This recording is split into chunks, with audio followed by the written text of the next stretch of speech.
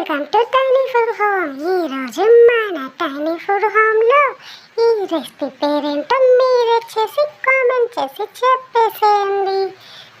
ముందుగా అయితే ఈ రెసిపీ మీ ఇంట్లో వాళ్ళందరికీ చెప్పండి. ఇలాంటి రెసిపీ చాలా సింపుల్ అని, చాలా బాగుంది. ఎప్పుడు పాయసమే కాకుండా మిల్క్ తోటి ఇలా కూడా ట్రై చేసేయండి. ఫస్ట్ అయితే మనకి కావలసిన ఇంగ్రీడియంట్ పాలైతే సరిపోతుంది. మనం చిక్కటి పాలైతే తీసుకుందాం. మనం వేడివేడిగా ఉన్న కళాయిలోకి పోసి బాగా మరిగించాలి. బాగా చిక్కగా అయ్యేంత వరకు మరిగిస్తూనే ఉండడమే ఈ ప్రాసెస్.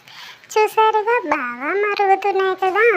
అలానే దీనిలో కొంచెం మిల్క్ పౌడర్ యాడ్ చేసేయండి. ఇంకొంచెం టేస్ట్ బాగుంటుంది. ఇంకా షుగర్, కొంచెం ఇలాచి కూడా యాడ్ చేయండి. మొత్తాన్ని యాడ్ చేసేటప్పుడు ఎక్కడ ఉండలు కట్టకుండా కలుపుతూనే ఉండండి. ఈ పాయసం చాలా టేస్టీగా ఉంటుంది.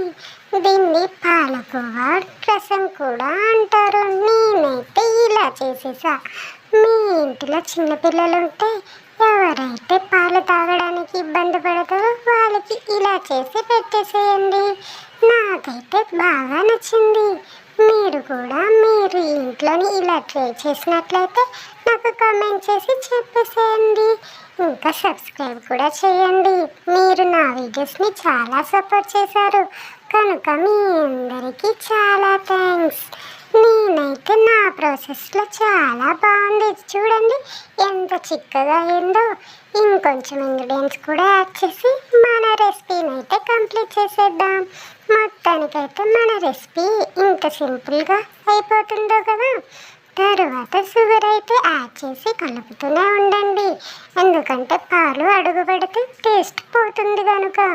ఎప్పుడైతే పాలు మాడకుండా ఉండాలంటే బాగా పెనాన్ని వేడి చేశాకనే పాలు వేయండి.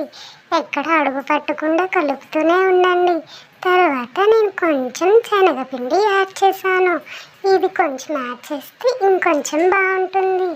అందుకనే నేను యాడ్ చేశాను. ఇంకా చిక్కగా కూడా ఉంటుంది. ఇంకా మీకు కావలసిన ఇంగ్రీడియంట్స్ ఏమీ అవసరం ఉండదు. కావాలంటే డ్రై ఫ్రూట్స్ యాడ్ చేసుకొని మీరు తినేయవచ్చు. ఇంకా దీంతో పాటు కుల్ఫీ కూడా చేసుకోవచ్చు. నాకైతే ఈ పాయసం చాలా బాగుంది. మొత్తానికైతే మన రెసిపీ రెడీ అయిపోతుంది. వేడివేడిగా ఈ కూల్ వెదర్లో ట్రై చేసి తాగేసేయండి. భలే ఉంటుంది కదా మన ఇంట్లో చేసే రెసిపీస్. చూడండి ఎంత పాయసం టైపు ఎంత బాగుందో కదా. మీరు కూడా మీ ఇంట్లోని ఇలానే ట్రై చేస్తే నాకు కామెంట్ చేసి చెప్పేసేయండి. ఇంకా ఎటువంటి ఇంగ్రీడియంట్స్ కావాలన్నా నాకు కామెంట్ చేసి చెప్పేయచ్చు. మీ అందరికీ నా టైనీ ఫుడ్ హోమ్ నుంచి చాలా థ్యాంక్స్. ఫైనల్గా అయితే మన రెసిపీ రెడీ.